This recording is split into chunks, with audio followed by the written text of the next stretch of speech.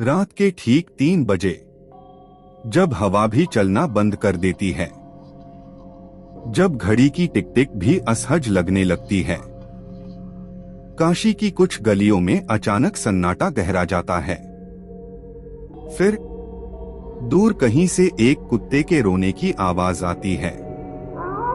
वो साधारण रोना नहीं होता, वो चेतावनी होती है। लोग कहते हैं उस समय अगर किसी ने पीछे मुड़कर देख लिया तो उसे सिर्फ अंधेरा नहीं दिखता, उसे दिखता है एक छाया, त्रिशूल थामे, जलती आंखों वाली, काल भैरव। प्राचीन काल में जब सृष्टि नई थी, देवताओं में भी शक्ति की होड़ थी। ब्रह्मा को अपने सृजन पर घमंड हो गया। उन्होंने स्वयं को सर्वोच्च घोषित कर दिया। कहा जाता है उनके शब्दों में इतना अहंकार था कि आकाश तक कांप उठा। तभी कैलाश पर्वत पर बैठे महादेव ने आंखें खोली। उनकी तीसरी आंख से नहीं, उनके क्रोध से जन्म हुआ एक कंपन, एक गर्जना, और ब्रह्मांड के अंधकार से निकला एक रूप इतना भयानक कि देवता भी दृष्टि झुका लें। वह था काल भैरव। उनका शरीर श्मशान की राख से ढका था। गले में नरमुंडों की माला, हाथ में रक्त से सना त्रिशूल। उनकी हंसी मानो किसी सूनी रात में चिता की लकड़ी टूटने की आवाज हो। आंखें जैसे प्रलय की ज्वाला।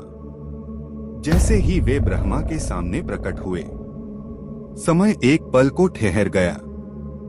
ब्रह्मा के 5 सिर थे। एक सिर जो अहंकार से भरा था।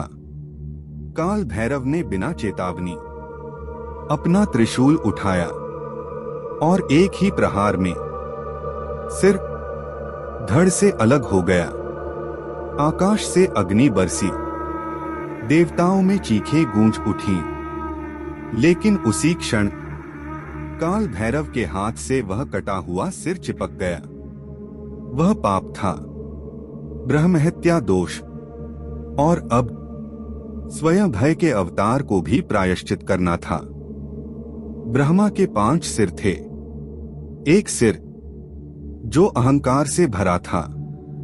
काल भैरव ने बिना चेतावनी अपना त्रिशूल उठाया और एक ही प्रहार में सिर धड़ से अलग हो गया। आकाश से अग्नि बरसी, देवताओं में चीखें गूंज उठी। लेकिन उसी क्षण काल भैरव के हाथ से वह कटा हुआ सिर चिपक गया।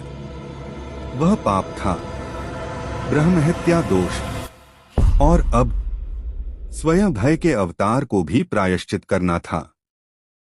नग्न शरीर, हाथ में चिपकी खोपड़ी, पीछे चलता काला कुत्ता। काल भैरव भटकते रहे। गांव, नगर, वन, पहाड़, लेकिन उन्हें शांति नहीं मिली। कहते हैं जहां श्मशान में आग बुझती है, वहीं वे खड़े दिखाई देते हैं। जो लोग आधी रात को चिता के पास जाते हैं, उन्हें कभी कभी राख में पदचिन्ह दिखते हैं, मानो कोई अभी अभी वहां से गुजरा हो। आज भी रात के 3 बजे यदि किसी गली में कुत्ता बिना कारण भौंकने लगे, यदि अचानक हवा ठंडी हो जाए, यदि पीछे से कदमों की आहट सुनाई दे, तो पीछे मत देखना। क्योंकि अगर तुमने देख लिया और अगर उनकी नजर तुमसे मिल गई, तो शायद तुम्हारा नाम उनकी अगली कथा बन जाए। वह है काल भैरव, महादेव का वह रूप जिससे मृत्यु भी डरती है।